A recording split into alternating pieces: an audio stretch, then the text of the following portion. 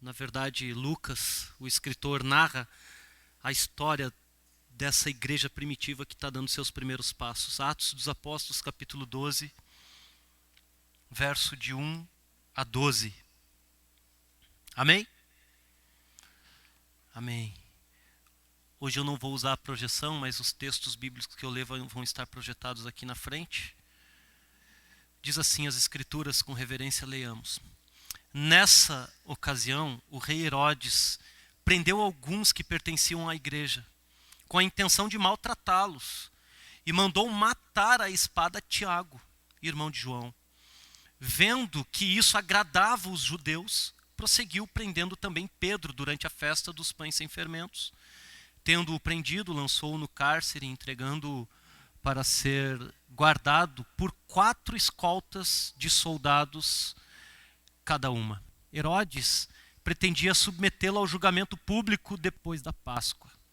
Pedro, então, ficou detido na prisão, mas a igreja orava intensamente a Deus por ele. Na noite anterior ao dia em que Herodes iria submetê-lo ao julgamento, Pedro estava dormindo entre os 2 soldados, preso com suas algemas, e sentinelas montavam guarda à entrada do cárcere. Repentinamente apareceu um anjo do Senhor e a luz brilhou na cela. Ele tocou no lado de Pedro e o acordou. Depressa, levante-se, disse ele. Então as algemas caíram dos punhos de Pedro. O anjo lhe disse, vista-se e calce as sandálias. E Pedro assim o fez. Disse-lhe ainda o anjo, ponha a capa e siga-me.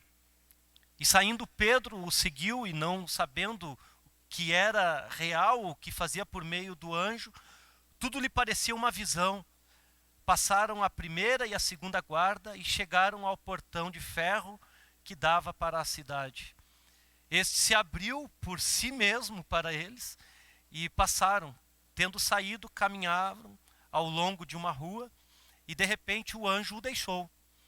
Então Pedro caiu em si.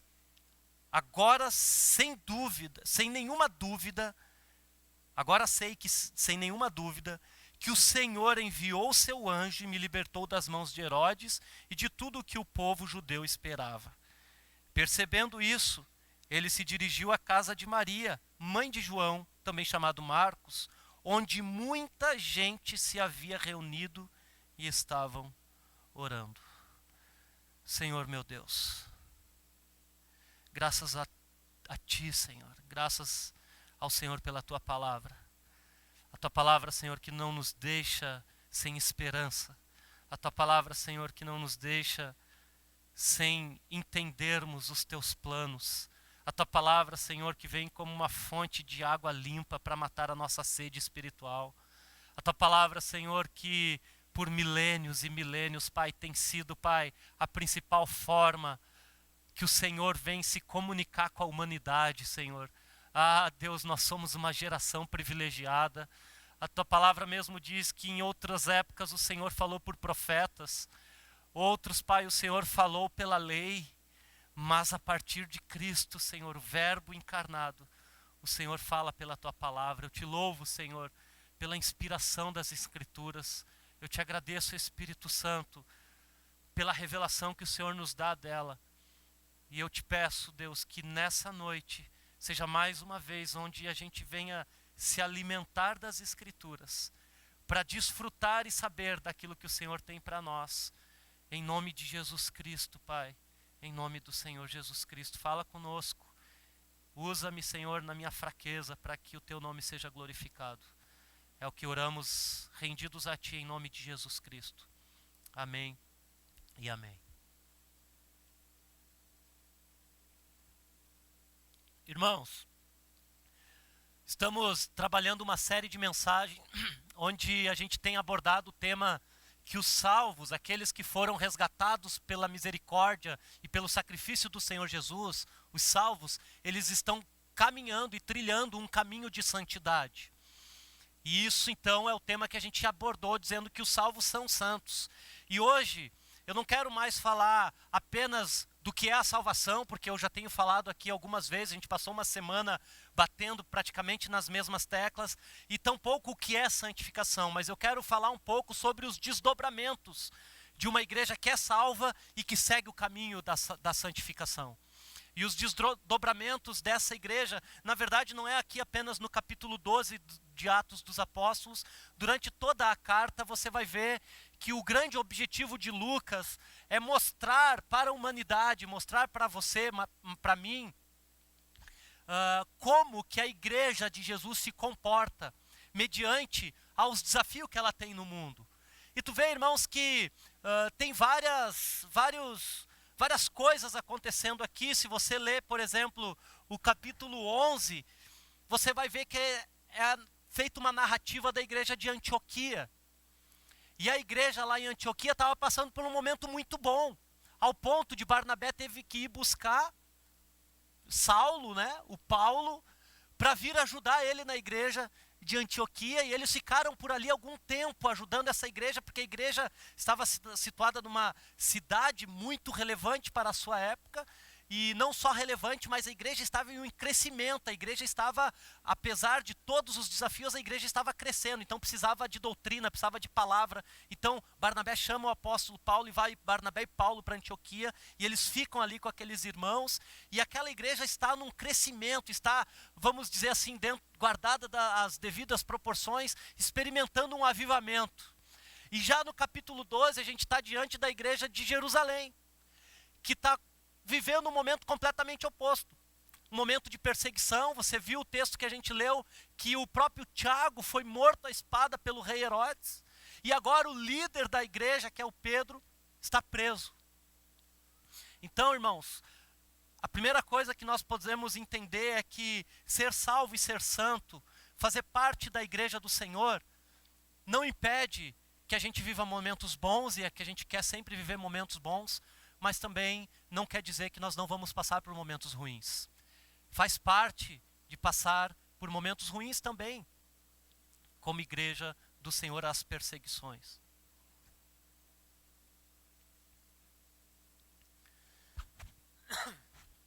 Mas aí note que tem nessa narrativa, tem várias coisas interessantes, né? A primeira coisa interessante que eu quero destacar, antes de entrar nos pontos que eu quero trabalhar com vocês. Diante dessa perseguição, que Tiago tinha acabado de ser decapitado, Pedro tinha sido preso, a primeira coisa que me salta aos olhos é que Pedro estava preso, e o verso diz que ele estava dormindo no meio de duas guardas. Tinha uma guarda aqui, não significa que era dois guardas. Os comentaristas sugerem 4 pessoas de um lado, 4 de outras, e Pedro deitado no meio. E outra coisa interessante é que ele estava dormindo. Outra coisa interessante é que ele estava dormindo à vontade, porque ele estava sem capa, estava sem sandália, ele estava sem roupa. Ou seja, eu não sei você, mas pensando na situação, é uma situação no mínimo preocupante. Cara, Tiago, que era o meu parceiro, acabou de ser decapitado.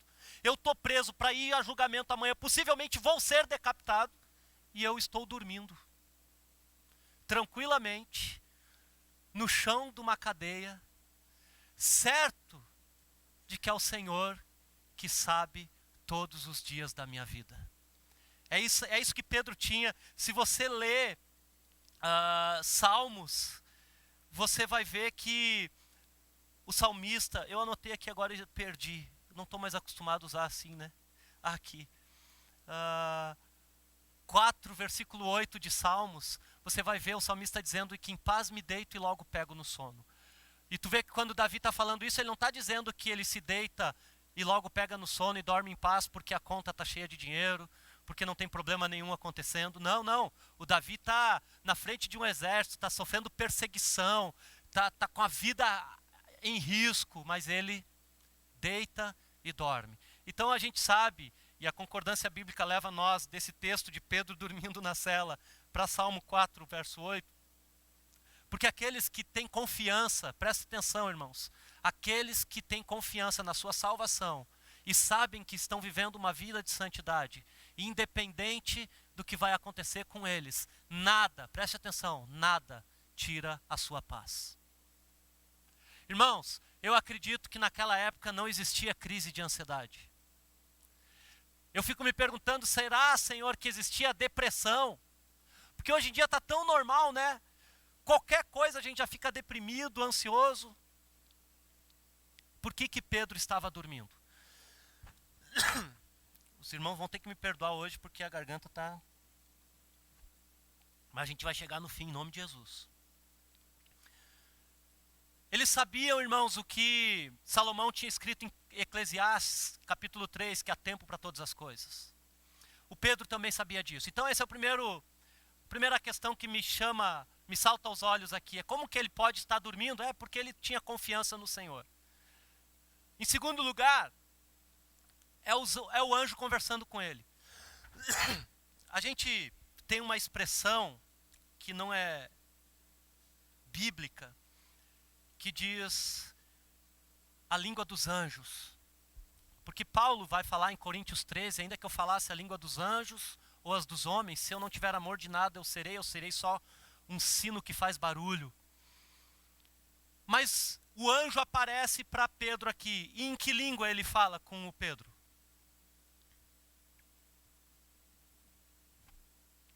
Pelo menos a NVI traduziu para o possivelmente hebraico. Ou grego. Então, o anjo fala a língua que Pedro entende. Comunica, falando verbalmente, põe sandália, ele fala sandália, eu não sei como é que sandália chama no céu, mas possivelmente é sandália também. Ele diz, bota a capa, não sei como é que capa chama no céu, mas possivelmente pela palavra do anjo, é capa também. Caminha do meu lado, possivelmente caminhar no céu também é caminhar, botar um pé na frente do outro e caminhar. Então, é interessantíssimo, irmãos, perceber que o anjo fala e Pedro escuta. Então, duas coisas interessantes, não sei se vocês também acham interessante, eu acho interessante, eu acho que ela é muito relevante também para isso que nós estamos vendo. E, enfim, irmãos, destacado essa parte introdutória, de você entender que a igreja em Antioquia estava vivendo por um momento, a igreja em Jerusalém está vivendo por outro momento, e é natural essas coisas acontecerem, momentos bons, momentos ruins, é natural as coisas boas acontecerem com uns e as maus com outros, dentro do mesmo propósito de Deus, certo?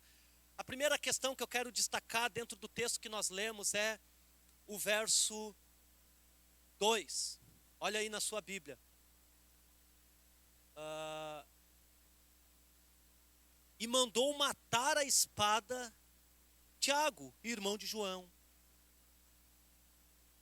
A igreja tinha recebido a notícia que Tiago tinha sido decapitado. O verso 3 e o verso 4 vai nos mostrar que a igreja também tinha recebido a notícia de que Pedro estava preso. Mas mesmo assim a igreja fazia o quê? Orava intensamente. Verso 5 da sua Bíblia, olha aí. Olha qual era a posição da igreja. Verso 4. Tendo-o prendido, lançou no cárcere, entregando-o para ser guardado por 4 escoltas de 4 soldados. Cada uma, Herodes pretendia submetê-lo ao julgamento público depois da Páscoa. Verso 5. Então Pedro ficou detido na prisão, mas a igreja orava intensamente por ele. Mas a igreja orava intensamente por ele. Irmãos, existem 2 contrassensos aqui. Porque Lucas está falando de uma questão bélica, de poder de soldados. O que um soldado usa quando vai prender alguém? Nessa ocasião, lanças, espadas, correntes, varas de açoite, com pontas de ossos que batiam nas costas das pessoas. Então, são o armamento bélico de um soldado, de uma guarda, de um exército. E é este exército que está prendendo Pedro. Mas olha o contrassenso, diante dessa força bélica, o que a igreja fazia? Orava. Irmãos, diante de toda a força bélica dos judeus, de Roma, porque Herodes era comprado por Roma, a gente vê que diante da situação mais adversa, do perigo de morte do seu pastor, do seu líder, a igreja orava intensamente. Irmãos, eu não sei qual arma você hoje em dia acha que é mais poderosa diante dos desafios que você tem vivido na sua vida. Mas uma coisa eu quero dizer, que ainda hoje, a oração e o joelho dobrado de uma igreja é a arma mais poderosa para todos os inimigos que se levantam contra a igreja.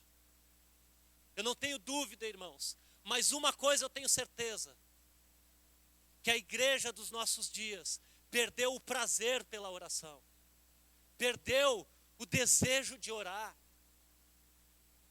Olhe para a sua agenda e procure aonde que está o seu tempo de oração, nas 24 horas do dia que o Senhor te dá. Irmãos, é muito simples, é a gente olhar para o culto de oração da nossa igreja. E eu sempre digo, irmãos, eu não imagino que o culto de oração só estão aqui aquelas pessoas que oram, porque eu sei que tem gente que trabalha, eu sei que tem gente que tem compromissos nessa data, tem pequenos grupos que se reúnem. Mas, irmãos, nós somos uma igreja de 200 e poucos irmãos. E tem dia que eu estou aqui no culto de oração, e para a glória de Deus, graças a Deus por isso, tem 3, 4 pessoas aqui para orar. Porque orar não é mais prioridade da igreja, infelizmente. Mas eu creio, irmãos, que a oração continua sendo a arma mais poderosa que a igreja tem nas suas mãos.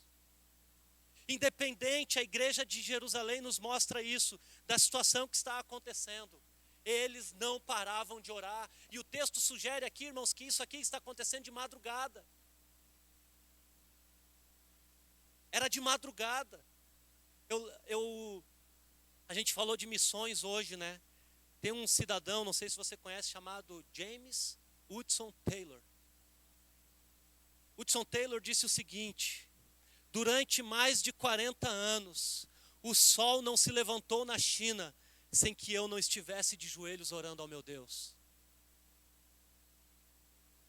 Irmãos, Hudson Taylor foi o missionário inglês que no século XIX largou todo o conforto da sua cidade, da sua igreja, e foi fazer missões na China. Foi falar do evangelho do Senhor Jesus. E perguntavam para ele: Hudson, qual que é o segredo de não desanimar? Durante todos os 40 anos que eu estou aqui na China, o sol não se levanta sem que eu não esteja de joelhos. Qual é o segredo de um missionário que aguenta mais de 40 anos longe da sua cidade, irmãos? A oração. Qual é o segredo de uma igreja que não se dobra diante do Império Romano, diante das perseguições que estão acontecendo da igreja do primeiro século? A oração. Agora eu pergunto, qual é a posição da igreja nos nossos dias, diante de todas as dificuldades que a gente tem vivido?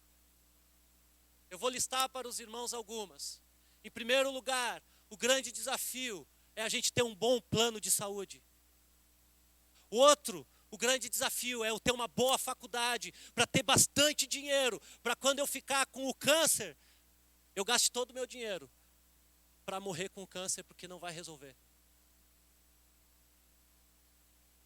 Em vez da gente ter como prioridade, eu não estou dizendo que é ruim ter um plano de saúde. Eu não estou dizendo que é ruim ter uma conta cheia de dinheiro. E não estou dizendo que não é bom essas coisas. É bom, mas elas não podem estar em primeiro lugar na nossa agenda. Porque não são essas coisas que vão resolver o nosso problema. O texto aqui, os comentaristas também falam que a igreja entendeu quando Jesus Cristo falou para Pedro no Getsêmani: Pedro, guarde a sua espada. A igreja poderia estar lá na frente da cadeia dizendo: solta o nosso líder, não aceitamos que ele esteja preso, porque ele é um profeta do Senhor. Não, a igreja estava na sua casa, de joelhos no chão, e Deus estava operando milagre.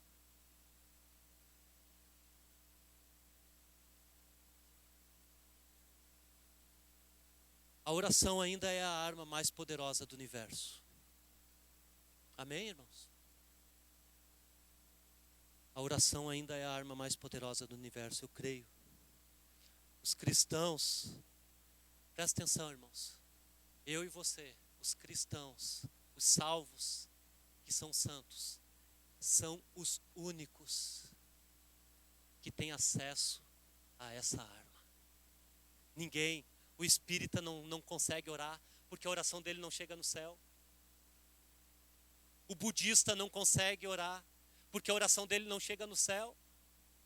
O islâmico não consegue orar, porque a oração dele não chega no céu. A gente sabe que a oração que chega no céu é aquela que por intermédio de Jesus Cristo chega no céu. Só eu e você temos acesso a essa arma que Deus coloca na nossa mão. Irmãos, o meu clamor é que a gente ore mais. O meu clamor como pastor dessa igreja é que essa semana de oração tenha sido um start para que você nunca mais deixe de orar 1 hora, no mínimo, por dia. Amém? Eu vou repetir, irmãos. Que seja um impulso para que você nunca mais deixe de orar no mínimo 1 hora por dia. Amém? Amém, irmãos.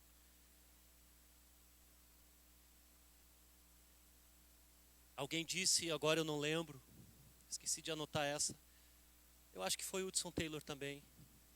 Ele diz o seguinte: eu posso até não conseguir ficar orando 1 hora por dia, mas eu jamais passo 1 hora sem orar por dia.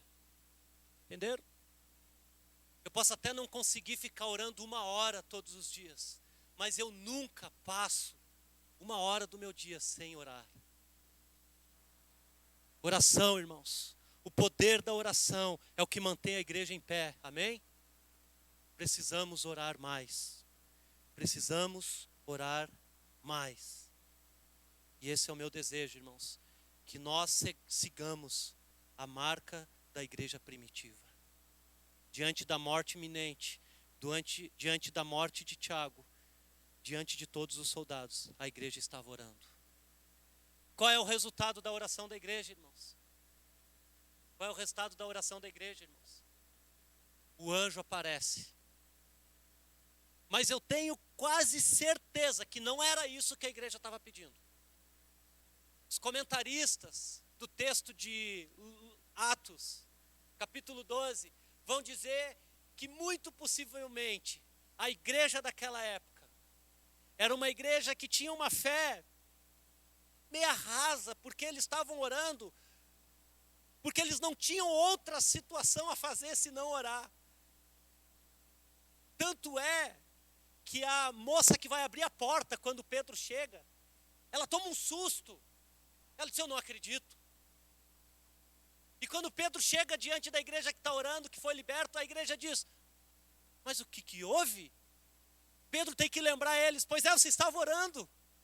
E quando a igreja ora, Deus move o braço em favor dos seus. O verso 6 diz que Pedro estava dormindo.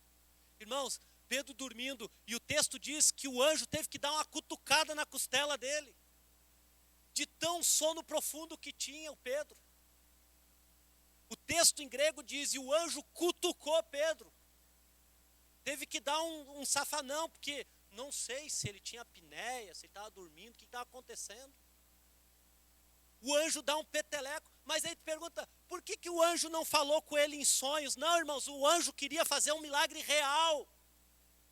Real, não é sonho, não é oráculo, não é algo que ele queria revelar, é real. É a vontade de Deus acontecendo, porque tem uma igreja orando, tem o evangelho sendo proclamado, e Deus precisa fazer a sua obra. Então o anjo vem, e o anjo cutuca o Pedro, Pedro levanta, meio bizonho.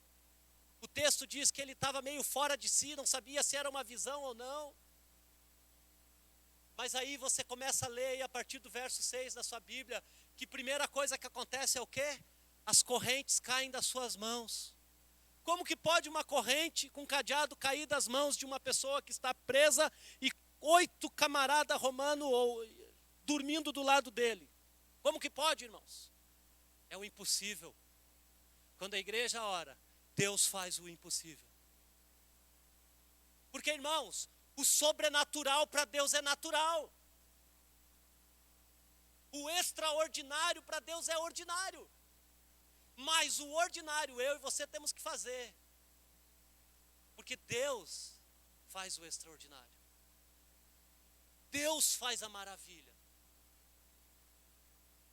Agora, você viu Pedro orando e pedindo para Deus mandar anjo, não? Não, não era o Pedro que estava pedindo. E Lucas nem fala o que a igreja estava orando. Mas eu tenho certeza, irmãos, que Deus escutou a oração. As correntes caem das mãos. 2 portas são abertas milagrosamente. Ninguém acorda com a luz que resplandece dentro da cela. As portas se abrem. O anjo tem que cutucar Pedro. O anjo tem que fazer toda a maravilha. Só a mão do Deus Todo-Poderoso é capaz de tal feito. Não há dúvida, irmãos, de que quando Deus quer fazer alguma coisa, diante de uma igreja que se quebranta, diante de uma igreja que entende a sua salvação e a sua santificação, Deus faz maravilhas, independentemente da situação que está acontecendo. Irmãos, correntes, cadeias, algemas, portas fechadas, um exército dormindo e guardando. Era uma prisão de segurança máxima. Não era uma pousadinha, era cadeia, irmãos. E Deus faz o milagre. Olha aí na sua Bíblia. Olha na sua Bíblia, irmãos. O anjo lhe disse, verso 8, calce as sandálias. E Pedro assim fez. Disse o anjo ainda, põe a capa e siga-me. E Pedro seguiu, não sabendo se era real o que fazia. Porque assim, irmãos, o milagre deixa a gente de boca aberta, a gente nem sabe o que está acontecendo.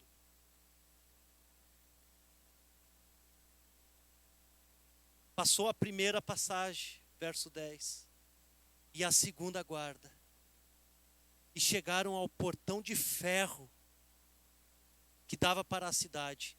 E esse se abriu por si mesmo. O que Lucas está querendo que a gente entenda, irmãos? Não tem como explicar quando Deus age. O sobrenatural de Deus é inexplicável. A única coisa que é explicável aqui é: existe um líder da igreja preso, outro morto, mas Deus tem um propósito. A igreja está orando, fazendo aquilo que lhe cabe.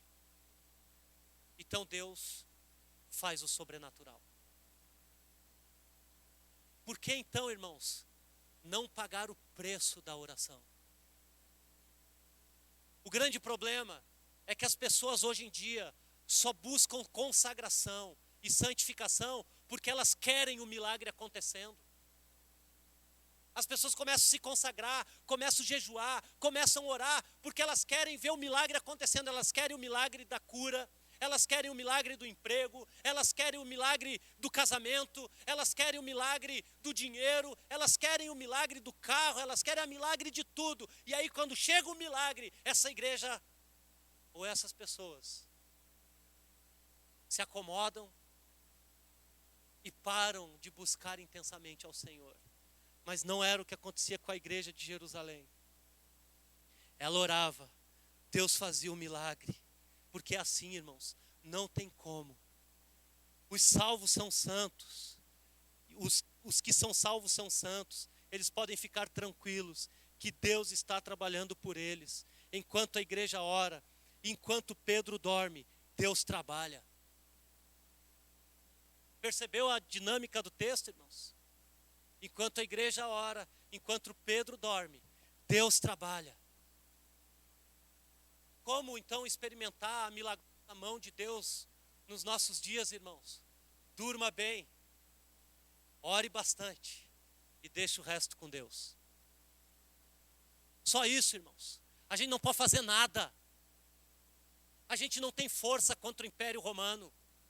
A gente não tem força contra a corrupção do Senado, do parlamento. A gente não tem força, mas uma coisa eu sei, que uma igreja de joelho no chão quebra correntes, abre portas, liberta os seus, porque a obra do Senhor tem que continuar. E nem que tenha que ser um milagre. E tu pode ver que o anjo não fica dando trela para Pedro. Quando Pedro sai, quando o milagre acontece, quando o sobrenatural acontece, Pedro, agora te vira. Agora faz o que tu sabe. E é esse o terceiro ponto que eu quero falar com vocês. A terceira coisa que acontece, a igreja ora, Deus faz o milagre, mas a terceira coisa que acontece, perceba, irmãos, no verso 11, diz assim: quando Pedro acordou, ou seja, quando Pedro caiu em si, ele foi para onde?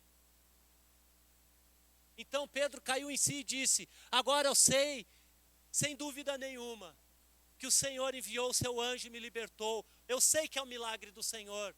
Me libertou das mãos de Herodes e de tudo que o povo judeu esperava. Verso 12. Percebendo isso, ele se dirigiu à casa de Maria. O que era a casa de Maria, irmãos? Quem que estava reunido na casa de Maria, irmãos? A igreja de Jesus. A igreja de Jesus estava reunida. Lembra que a gente leu no verso 3 que a igreja orava intensamente? Era essa igreja que estava na casa de Maria. A igreja que estava na casa de Maria. Pedro dirigiu-se para lá. E o termo grego aqui é: Pedro foi depressa.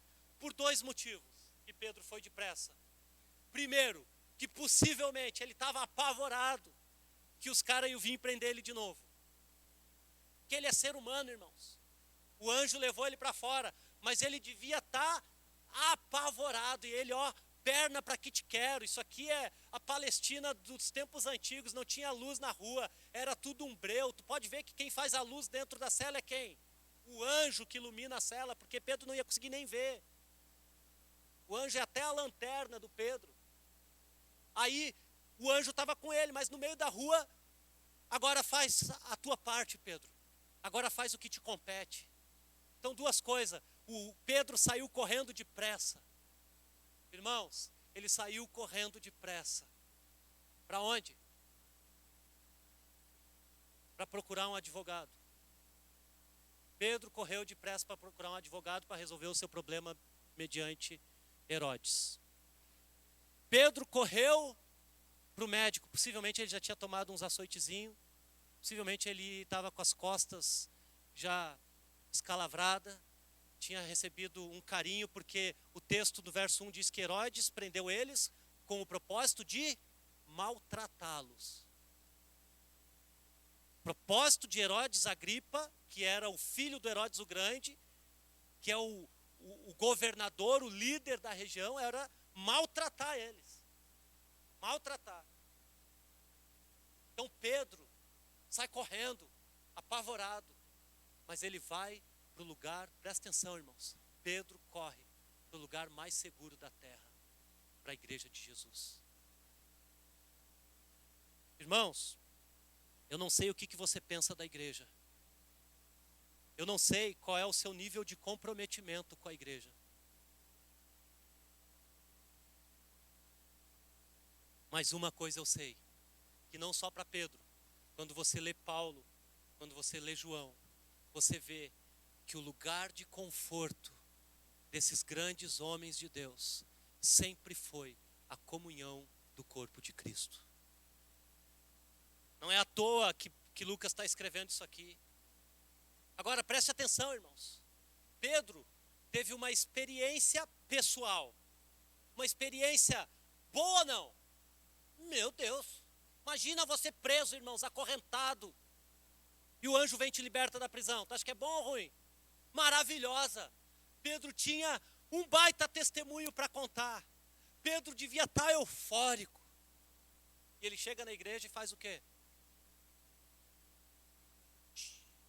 Lembra que ele está apavorado? Vai lá embaixo. Avisem os outros que eu estou solto. E ele segue seu caminho. Mas o que eu quero destacar, irmãos, que a oração e o milagre resultou, em primeira instância, na comunhão de Pedro. Primeira coisa que Pedro faz, ele vai ter comunhão com os seus. Ele vai àqueles que ele sabia que estava orando. Ele corre para a casa da igreja que está reunida. O que ele faz, irmãos? Ele vai para a igreja. Irmãos, prestem atenção, né? Na tônica. Pedro e Tiago é morto, Pedro é preso, Pedro é liberto, a igreja está orando. Pedro não tem outro lugar para ir senão para a sua amada igreja, para os seus irmãos, o corpo de Cristo. É uma sequência lógica. Por quê? Porque ele sabe que aquilo que aconteceu com ele não foi só para ele. Foi um grande livramento que Deus deu para a igreja inteira. Por quê? Porque ele faz parte da igreja. E a igreja não é só o povo que se reúne lá. Eu sou a igreja, eu tenho que estar lá, eu tenho que estar com eles. O primeiro lugar que eu tenho que correr depois que Deus fez uma maravilha na minha vida é na igreja. Outra coisa importante, irmãos, é se você quer ter uma experiência com anjos, um bom lugar é a cela de uma cadeia.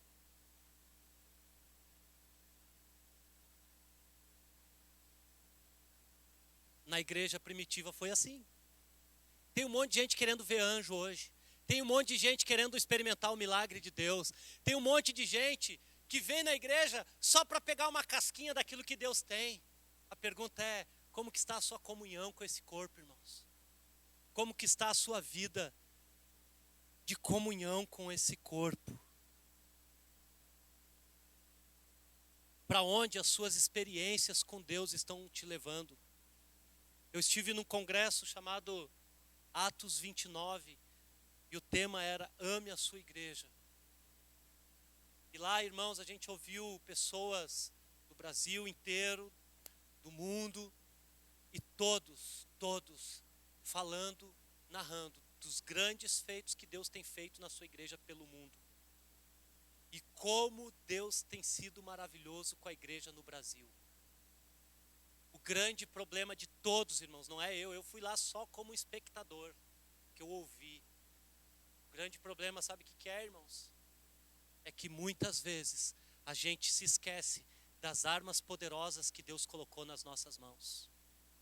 A gente se esquece que o Deus que a gente serve não é qualquer Deus, é o Deus Todo-Poderoso. E a gente se esquece que o grande poder da igreja é a igreja reunida. É onde o império das trevas diz, e quando o império das trevas olha para o corpo reunido, eles diz, estamos perdendo. Agora, quando a igreja está na sua casa, quando a igreja prefere ficar em casa ao vir no culto, quando os irmãos preferem, em vez de procurar uma esperança na igreja, mas a sua esperança está num bom advogado, num bom psicólogo, num bom psiquiatra, não que isso seja ruim, mas Pedro nos ensina que o primeiro lugar para onde ele corre, depois de ter passado todos esses momentos, é para a igreja do Senhor Jesus. Por quê? Porque a igreja do Senhor Jesus é o melhor hospital de todos. A igreja do Senhor Jesus é o melhor tribunal de todos. Amém, irmãos? Aqui, sabe o que acontece aqui na nossa igreja? A justiça de Deus nos julga. Não somos nós, não é a minha justiça. É a justiça de Deus. E qual é a justiça de Deus, irmãos? Como que a justiça de Deus recai sobre as nossas vidas? Cai na pessoa do Senhor Jesus Cristo, que é morto, crucificado pelo meu e pelo seu pecado. A gente cantou isso aqui a noite toda. Aqui, irmãos, você é julgado pela justiça do amor. Deus ama. Aqui você pode ser curado na sua alma, coisa que medicina nenhuma pode fazer. Aqui você pode ser curado no seu intelecto, coisa que psiquiatria nenhuma pode fazer, ainda que eu acho muito bom. Mas tem coisas, irmãos, que é só o milagre de Deus que pode fazer. E eu sei que você crê nisso. Você só está tímido para dizer amém.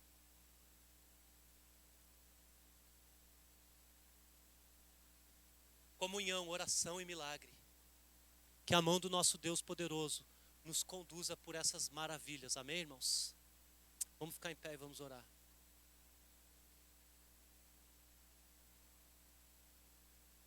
Pai bondoso, Senhor de toda a glória, é a tua boa mão que nos conduz, Senhor.